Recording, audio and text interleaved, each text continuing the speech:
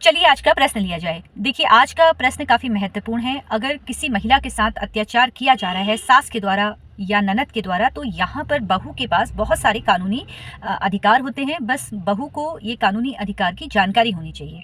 सबसे पहले मैं आपको बता दूं कि अगर किसी महिला को उसका पति, सास, ननद या घर का कोई अन्य सदस्य उसके साथ मारपिटाई करता है, गाली गलौज कर रहा है, उसे अपमानित कर रहा है, तो यहाँ पर महिला घरेलू हिंसा अधिनियम के अंतर्गत मामला दर्ज करवा सकती है। आप ये ससुराल में रहकर भी मामला दर्ज करवा सकती है और आप अपने मायके में जाकर भी ये मामला दर्ज करवा सकती है। महिलाओं के साथ जब महिलाओं से बात करो तो उनका ये कहना होता है कि जब हम अपने पति के खिलाफ कुछ कानूनी कदम उठाने के लिए बोलते हैं या उनसे बोलते हैं कि हम तुम्हारी कंप्लेन दर्ज करवा देते हैं, तो वहाँ पर उस वक्त पति माफ़ी मांग लेते हैं और फिर कुछ समय के बाद पति फिर हमारे ऊपर अत्याचार करने लग जाते हैं। तो ऐसी अवस्था में आप घरेलू हिंसा का जो सेक्शन है वो कभी भी लगा सकती हैं। ऐसा नहीं है कि आज आपके ऊपर पति ने हाथ उठाया है या गाली गलौज की है तो आपको अभी ये मामला दर्ज करवाना है। आप विवाह के 2 साल, 3 साल, 4 साल कभी भी आप लगा सकती हैं, लेकिन आपको ये कारण बताना पड़ेगा कि अभी तक आपने अपने पति के ऊपर घरेलू हिंसा के अंतर्गत मामला दर्ज क्यों नहीं करवाया। अगर दहेज की मांग की जा रही है तो या लड़के के घरवाले भी यहाँ पर शामिल हैं, तो ऐसी अवस्था में आप 498A का आरोप उनके ऊपर लगा सकती हैं।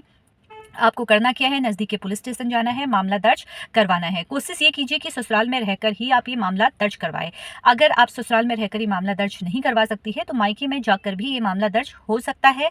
रही बात मेंटेनेंस की, तो आप खर्चे का भी केस उनके ऊपर कर सकती है, लेकिन ध्यान रखिए कि इन सारी चीज़ों के लिए आपके पास एविडेंस होना चाहिए।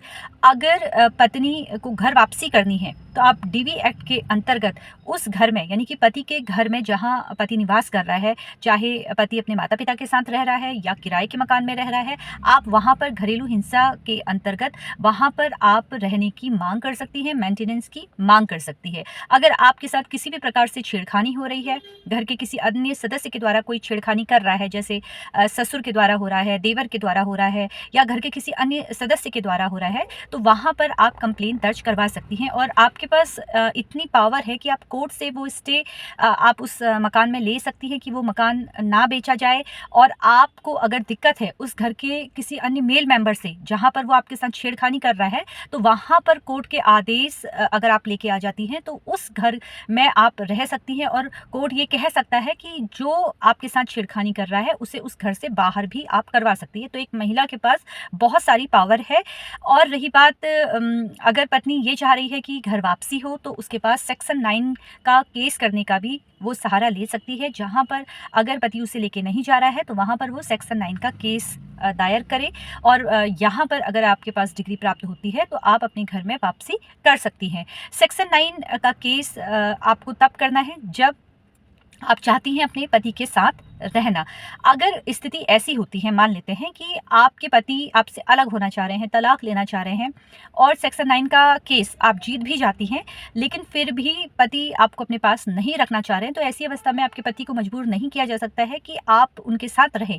लेकिन हाँ, इस अवस्था में आपको मेंटेनेंस मिलेगा, आपको रहने के लिए निवास का प्रबंध भी आपके पति के द्वारा किया जाएगा। मेंटेनेंस का केस आप कर सकती है। फिलहाल ऐसे बहुत सारे अधिकार महिलाओं को प्राप्त हैं, जहां पर आप इन कानून का सहारा लेकर उनके विरुद्ध, जो आप पर अत्याचार कर रहा है, उनके विरुद्ध मामला दर्ज करवा सकती हैं। बहुत सारे आपके पास रास्ते हैं।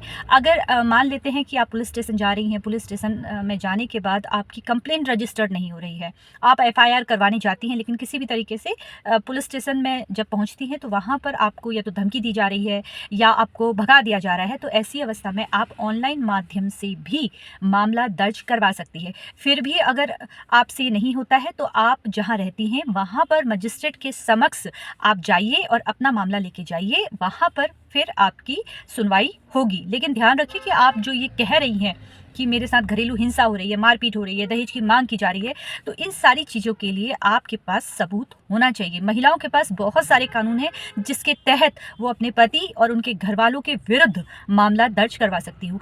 आशा करती हूँ जिनके द्वारा ये प्रश्न पूछा गया है उनको उनके प्रश्न का उत्तर मिल गया है।